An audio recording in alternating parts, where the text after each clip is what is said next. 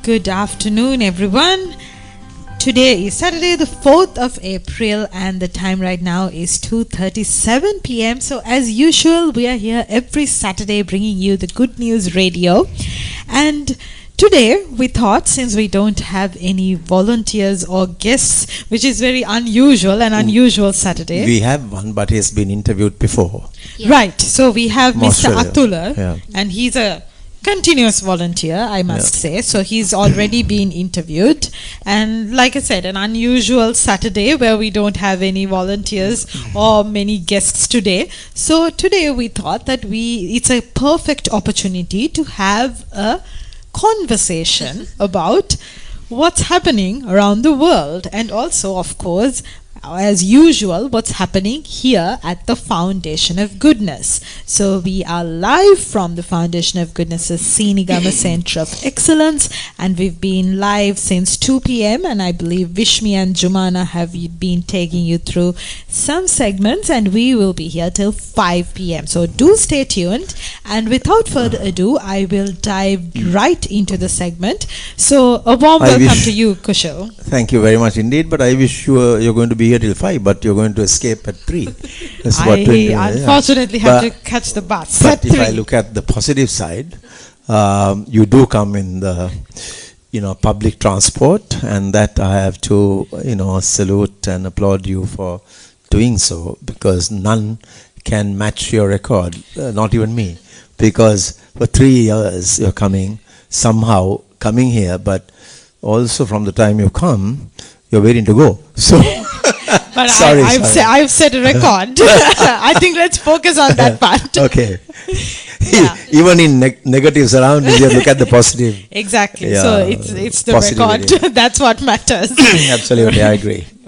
So, and also, that's good news. Yeah, that's indeed good news. And also in my hand, I'm not sure if we've discussed this before, we have the Good News paper. So we have the Foundation of Goodness, then we have the Good News Radio, and now we have the Good News paper. So the good thing about the Good News paper is, because we haven't discussed before, this was launched when we were celebrating Kushal's 70th birthday, on the day of his 70th birthday, when he was having a banner in Colombo for some of his close associates, family members, friends, and this newspaper was launched. And I really wanted to do an in-depth reading of the newspaper that day, but I think as soon as the newspaper was kept, everything sort of vanished. So I'm glad to have my hand here at the copy from the Foundation of Goodness and the newspaper. So the foundation is 25 plus years old, and Kushal is 27, and then Kushal is 70 years old. Now the newspaper can carry only information worth for 1 year, because if not, this will be a dictionary of some sort. So the newspaper has the information from the past 1 year, everything that has gone and happened at the Foundation of Goodness. So perhaps maybe we can start by giving everyone how this newspaper came to life, a story about that. Thank you for having Vishmi and both Sashikala. Vishmi is the expert on Sinhala, vocabulary, comparing and whatnot, and we have an equal partner to match in terms of English. Our star, the public, Toastmaster as well, and then she's of course trying to, get me going by way of a conversation, this newspaper that you refer to, I thought down the line we have 12 monthly newsletters that are issued to all our donor network right around the world, and that's reaching maybe close to 10,000. So those are soft copies, but it's beautifully designed by our director, communications, and then the head of communications, Hanim, and so on. But Hanim does the layout, the graphics, everything. But then the information gets collected by different sectors and brought, we have maybe 30 sectors if you take, in terms of empowerment, initiatives. So I thought, okay, for 2025, each of our newsletters goes to about 50 pages, and 55. And now we tried to, this year, bring it down to about 35. Not so easy, but at the same time, we thought that would be more, readable, even though people might just click and only see the front page and so they don't have the time. But I thought it's always good to have a hard copy of the entire year's progress that we have, undertaken. So it's A3 size, and it goes into, I think, also 30 odd pages, if I'm not mistaken. 75. Oh my gosh. What am I saying? So maybe I read only 37. So, but it goes, but the thing is, I think it's more like an annual report, right? So that we've actually constructed every single area, and it's very colorful, very stylishly done, beautifully curated and designed by Hanim. She's, I think, worked so many nights to get this going into the level that we have, aspired to achieve. So it's truly amazing the way it has been done, and it's only year of impact and a lifetime of change is actually the theme that she had come up with. And I know last year anyway, we supported 107,000, to be precise, 107,104 underserved beneficiaries were empowered from 1,200 villages island-wide in 2025, free of cost. So we thought if we have this and we show it to our donors, I think we are doing justice to them and also remembering them with gratitude for their part for contributing in this manner to make such an impact, So very pleased with this outcome. It's the first time ever, but it's a very expensive copy. So we only printed not that many. So we just want to give this to donors who made such a big difference last year, and it's quite a size, and to go through this, luckily we've done it in a way there is more data, there are more pictures, and the write-ups are very few and in between. So I think, I don't know, I have to ask you, from an outside perspective, what do you think if you're a donor and you got this? So I think it's a great idea to have an annual report, because the foundation already has a very comprehensive monthly report which I have gone through. I actually glance through it every month, and then the concept of an annual report, because someone who's walking in for the first time will not go through every monthly report. So the moment you see the annual report, I think that gives the message perfectly. And I think a big shout out to the team behind it, like you said. Yeah, actually Hanim and Swan. But Hanim, and then there's the team Chanduli, and there is a support team as well. For example, Amara would go through everything, and if they have missed out something, she will be the one to make sure that what is left out is brought in. So the editorial team and Amara and everyone who provides information, I think they deserve a lot of credit. Absolutely, and to be recognized for this effort. Because actually there are three from the communication side. Okay, Hanim, then so on. And so on is the head of communications, but there's a girl called Chanduli who also should get credit because they're part of the team. Then there is Amara, then there is Satish. They all, come together and produce this. So all credit goes to them. The team, if you happen to be listening, we admire your efforts and really, really beautiful work. I think what Kushal said, it's filled with pictures, and to me, a picture speaks 1,000 words. And the picture itself, even if you don't read the text, looking at the picture itself, you can tell a story. So that's beautifully written. The pictures are beautiful, and then the graphic is very organized, it's pleasing to the eye, it's colorful, but not at the same time, it's not talking a lot, like it's not giving, oh, look at me, but it's very colorful, and it's not dark or dull at the same time. But So I like the page you turned into, Okay. which is my favorite, Okay. and it's called Growing Good Values Month by Month.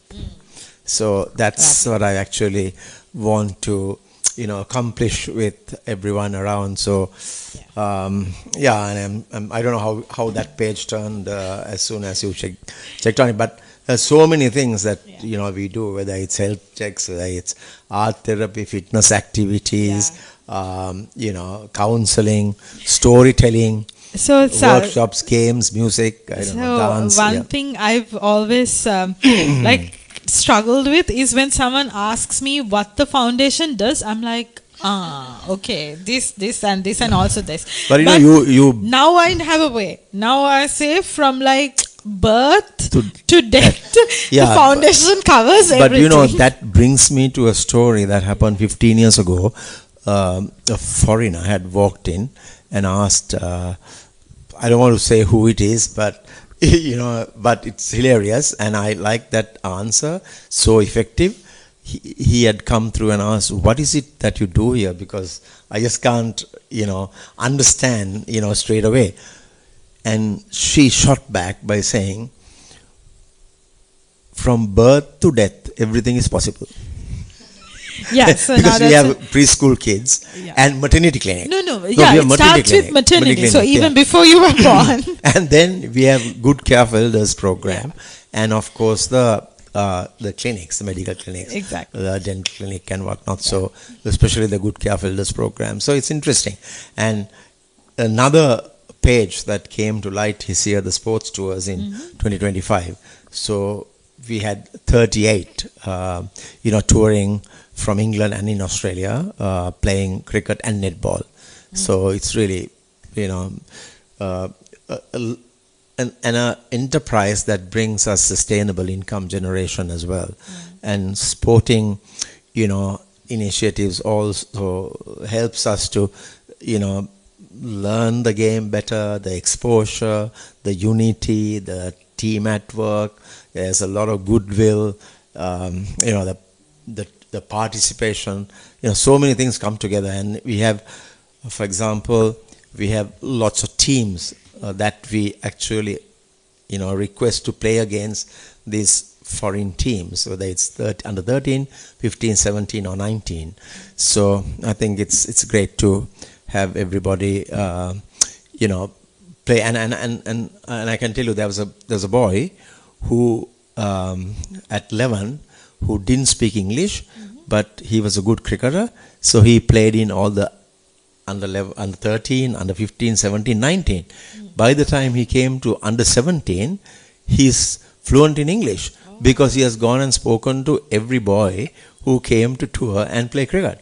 So look at that kind of ecosystem that has worked. Yeah, so the short and sweet answer is from even before you're born to till you die, the foundation covers. And so again, this newsletter, I think kudos to the team, very well organized, and it really tells the story of that 1 year in the foundation. Very well designed, presented, and also I personally think it's something that is like a legacy left behind when you see the work for a year.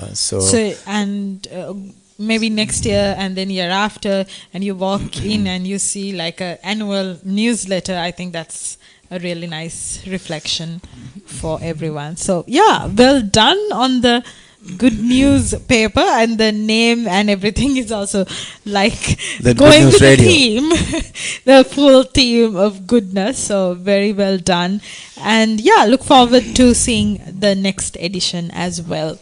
And hopefully. On that note, I thought maybe we could discuss the current trending topics these days that's happening. So anyone who's listening, or if anyone who has experienced Sri Lanka, knows that these days are extremely hot. It's an adverse weather condition, and they have said that it's going to get hotter. We hope otherwise, but the situation on ground is that it's extremely hot, and of course, heat brings a whole new set of challenges. But what we wanted to discuss today in this very short time we have is about our mindset towards this. So an important point that Kushal brought up was we do complain when it's hot, and rightfully so, because it's unbearable. But at the same time, if the weather changes for the better or for the worse, we would still complain about that. So how do we adapt not just our mindset, but our mindset, lifestyle, everything, because the weather will change always. The weather will keep changing for the worse. So how do we adapt our mindset to this? I think it's like a worldly condition, right?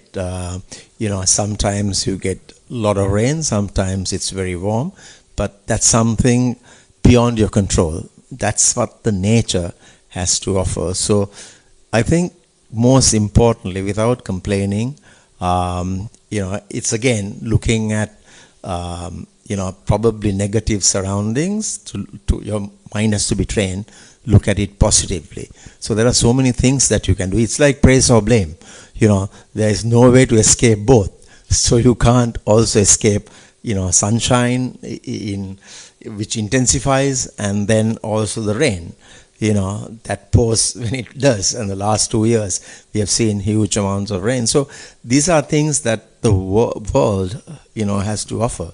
There's a lot of toxic backgrounds that are going into the air and the environment. So, we have to face the music. So, I still think, we are better off than people who are unfortunately, involved in a conflict where they live in such fear. They forget about the extreme conditions of the weather. But, if you are in that kind of background, how fearful would you be knowing that, death is probably near me, So, I know death is something is uncertain, you cannot predict, but that's the way it goes. So, these worldly conditions, you have to be able to look at the also the positives. Now, for example, I think as I came here to the Foundation of Goodness yesterday, I was talking to the boys who are in the maintenance, and I said, look, it's so warm and so hot that I said the reptiles and animals, the stray animals, for example, the stray cats, the stray dogs, will have nowhere to go and find water. Then keep some containers of water outside the Foundation of Goodness or in the garden somewhere, and they did it immediately. And they told me this morning, a lot of it has been consumed. So I think things like that we have to get used to doing, rather than it's like they say, right, it's like light at the end of the tunnel. So it's better to light one candle than curse, so darkness. That's how it goes. So I think looking at it, Sashikala, positively is the key. And I think the nature and the universe will also recognize it for you, and that you actually didn't get disturbed. You were equanimous, and you were able to withstand whatever that the universe had to, make it happen. And probably you might be protected in some way or the other. So that's the way you have to lead this life, which we, it's better than a bushfire, right? It's better than flooding. Yeah. So you have to make up your mind that it could have been far worse. It can always be worse. Yeah. And while we understand the hardships that people might be facing, I think you brought a great point about animals. Mm-hmm. At least we can, whenever we're thirsty, we have the ability to go get water. But what if animals, they don't have water around? What if they have to walk miles and miles just to find some drop of water? So something you can do, anyone can do, if you have even a small balcony, is have a small bowl of water so that you support others through this heat wave what we are experiencing, and that would be a great thing for any animal. I mean, even in my Colombo house, like you said, Exactly. before I came, I asked the house assistant to try and keep a container of water outside the garage. So that would have helped, so I don't know, so many, voiceless, Exactly. to come and actually, have some without all the time complaining of it. Can't help. That's the way. And this too shall pass. This too shall pass. Yeah. Hopefully soon, but Yeah, this too this shall too pass. shall pass. So Yes. you have to endure that period. Yeah. They all arise, endure, and then they conclude. They cease. Exactly. And this is something that we can all do at home. So whoever who's listening, just go to your balcony, have a bowl of water and keep it out. So any bird, anyone can come consume it. And then that will be a great merit for you at the end of the day. And that also, that action, the wholesome action, Yeah. will bear fruit in time to come for you, for being so thoughtful and considerate, kind and caring. So I think that also, illuminates your life. Maybe it's like, having a shower, by thinking of others. Something I actually learned from my parents is even like if you have a mango, the layer of that mango, the skin, they would always collect that instead of throwing it, and they would keep it in like a bowl outside, and we'll have so many birds in the garden just come and just those last bits we can't eat, they will just peck through that. So my parents always used to do that with a bowl of water on the side. So that's something I've seen growing up. And then sometimes when you live in apartments, it's very tough to do with food, but at least water, no one can say anything, right? So at least in that way, we should be considerate of the surrounding environment of ours. So next time you're going to part with one slice of mango that you would sacrifice. Yes, yes. Okay. Because giving, even if you have little to give, Yeah. is divine. Yeah, exactly. So that's the heat situation in Sri Lanka at the moment. So we hope that it doesn't get worse. And like Kushal said, it can be worse. We've all witnessed that in November, how it was so much more worse. So let's all take it positively that we are better off than last November, and embrace this challenge like any other and adapt our mindset. And most importantly, get rid of that complaining mindset. And I think also we need to be mindful, for whatever reason the water levels are going down. So you have to be very cautious about using water sparingly, so that everybody will have a chance much more than just being unmindful and opening taps unnecessarily. So I think you have to be able to protect the water that we have, hoping that the rains will come on time. Sri Lanka has this blessing, and at some point in time it'll get filled up. But at the same on the same token, I think we also need to be proactive to find other alternate ways to see that rainwater harvesting or whatever needs to be, implemented or adopted or foreseen. So that's energy efficiency is something we can all think about. Even at work now, by 5 o'clock they try to switch off all the ACs. Even if there are few people working, it doesn't make sense to have the entire floor's AC on for few people. And then on Wednesdays, because some people are, unfortunately not me, but some people are allowed to work from home, what they do is, instead of turning on the AC in every floor, they ask everyone to come to one floor so that we turn on the ACs only in that particular floor. And at home, I always tell my husband not to run so many cycles of the washing machine. Just collect it and do it just once a week or twice the max, because sometimes for ease we run several cycles of the washing machine. So things like that, which we can make a change. You got to now look at how to plan the work and work that plan. So that's the key. It's also about being mindful, because sometimes you brush your teeth with the tap open, so water just keeps going. So you have to apply yourself and close the tap while brushing the teeth. So that's being also considerate of others, and so it's not only you, but you have to be able to share and care, and so. And trust me, you do not need to have so many lights on in your house. Like you can, I know security is a thing, but then close the door and leave the light off. So that's something I think we just it's nice when you have lights on. You feel like very delighted when you have lights on as opposed to the darkness. But I think in this crisis, we should all be mindful of that Absolutely, as well. I agree fully. Yeah. All right. Thank I you. know you have to run now. Yes. Maybe you can continue the conversation. We have Jumana here as well. Yeah. All right. Thank you, everyone, for tuning in and listening. So, the Good News Radio will be here till 5 p.m. and we will be right back. And you will be gone. I will be back next Saturday. Okay. Thanks very much. Thank you. Thanks, Ashula.